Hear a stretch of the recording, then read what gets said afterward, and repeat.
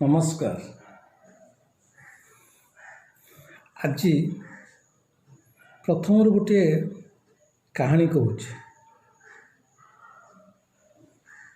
गोटे मनीष थिला, से निजको बहुत सुंदर बोली भावुला। माने से निजको भावुला पृथ्वीर सबुठारु सर्वश्रेष्ठ सुंदर मनीष सी। अथच ता सामना को जदि किए गोटे दर्पण नहीं आसूला, से रागिकी से दर्पणटा ता हाथ छड़े भांगी दौला। लोक मैंने पचारती कि दर्पणटा तू कहीं भांगीदेलु ना, मुझे पृथ्वीर सबुठू सर्वश्रेष्ठ सुंदर मनीष, किंतु ये दर्पण कौन गड़बड़ करुच्ची। दर्पण भितर मो मुह को जो देखुची, मो मुहटा सबुठारु असुंदर मुह दुसुची। आ से सकाशे मुझे कौन से दर्पण को सह्य कर मो दर्पण को भांगी दूची। तो बड़ विचित्र कथा, सी निजको सुंदर बोली भावुची, से दर्पण को भांगी दब कहीं। किंतु आम मानकर अवस्था अविकल से पागल मनीषटी परी। आमे माने प्रत्येक दर्पण भांगी दबार लगे। आमे जहा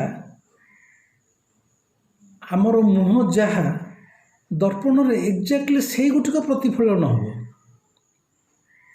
दर्पणर आम सहित कौन शत्रुता ना। दर्पण जहा ता सामने देखे से ताकू ही देखाए, किंतु आमे भाबु दर्पण आमर शत्रु,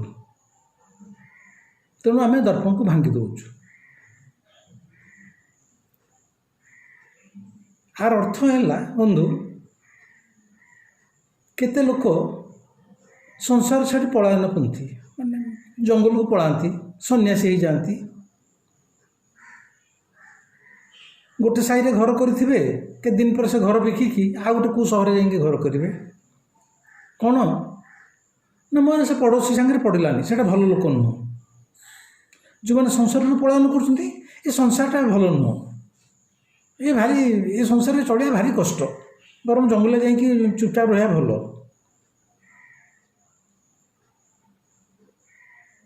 किरे तमे तम निजर तमे किए तमे कौन सेटा को तुम आत्मसमीक्षा करूना। तुम निजे जदि भल हो ये दुनियाटा भल। तुम तुम निजको जदि बदल दे पार, तुम देख तुमर कौन भूल भटका रोचे। दर्पण उपर रागिले किसी हेनी। तुम जब असुंदर दर्पण से असुंदरटा ही देखेब। तुम जदि जीवन में केवल कंटा संग्रह कर लगी तुम जीवनटा भी कंटक पूर्ण हो।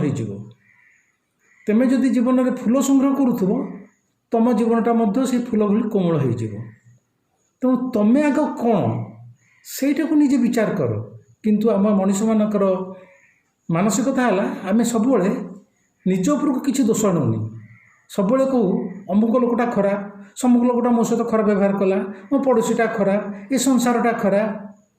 आम सब अन्य पाखर तार दोष दुर्बलता खोजु था, किंतु निजर दोष कौन, निजर दुर्बलता कौन, निज भितर कौन भूल भटका रही जाउची, ताको सुधारिया को मैं चेष्टा केतले करूनी।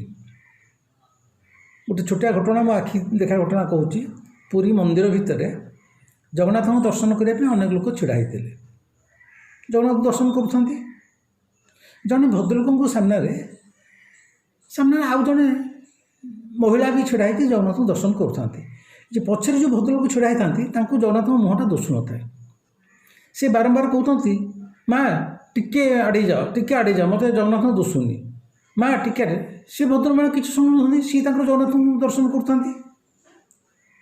मोर कहर कथा है, अरे बाबू तुमको जब जगन्नाथ मुहटा न दोषुची, तुम्हें टे घुंची जाऊन। तुम्हें टे घुंची गले तुमको जो घुंची गले जगन्नाथ मुहटा दोषब, तुम से छिड़ा हो। तुम्हें निजे न घुंची सामने छिड़ा जो भद्रमेला छिड़ा घुंच कहीं कौच, सी घुंची जी कि तुम्हें घुंचबनी। तुम जो असुविधा होती तुम्हें घुंची जाओ।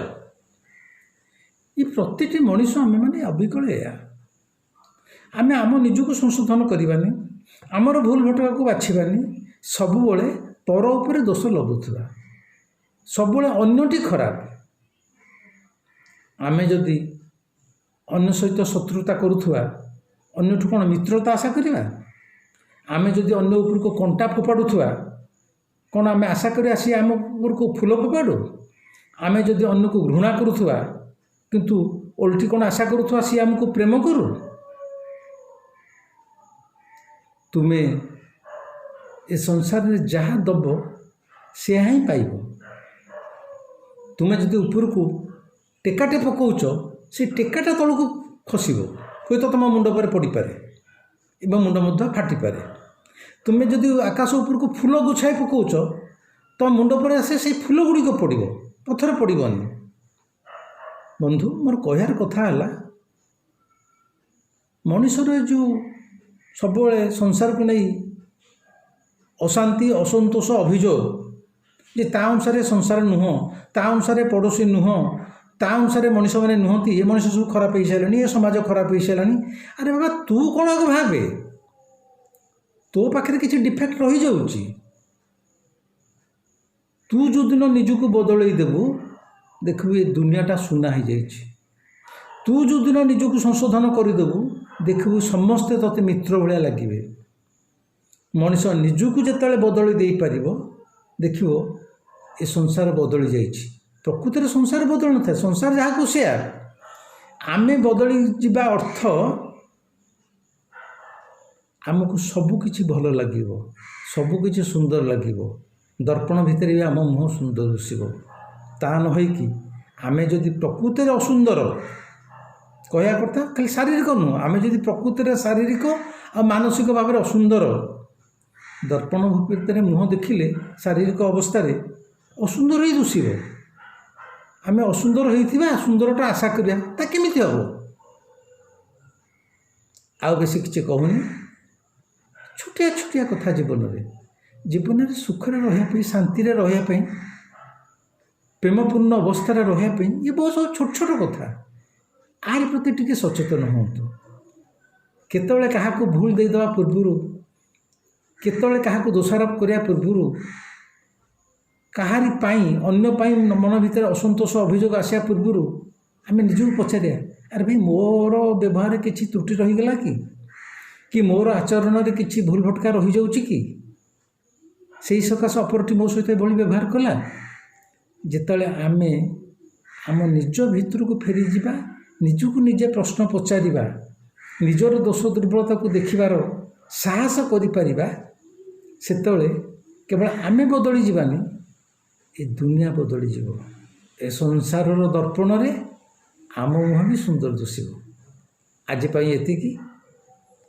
आजर कथाटी केमिति लागिला मते निश्चय जनइबे कमेंट देबे जदि मो चैनल को सब्सक्राइब न करि थांती दयाकरी सब्सक्राइब करेंगे पुणी आगामी दिन में आउ किसी कथा कहबी आ भितर अनेक श्रोता दर्शक अनेक गुड़े प्रश्न पचारि सारी ईश्वर सहित दर्शन किभली हम जड़े अपर को क्षमा केमिति मागिब इत्यादि इत्यादि एमती अनेक छोट छोट प्रश्न अनेक आ भितर आसी सारानी मु निश्चय आगामी दिन में उत्तर देवी आज एतिकी धन्यवाद नमस्कार।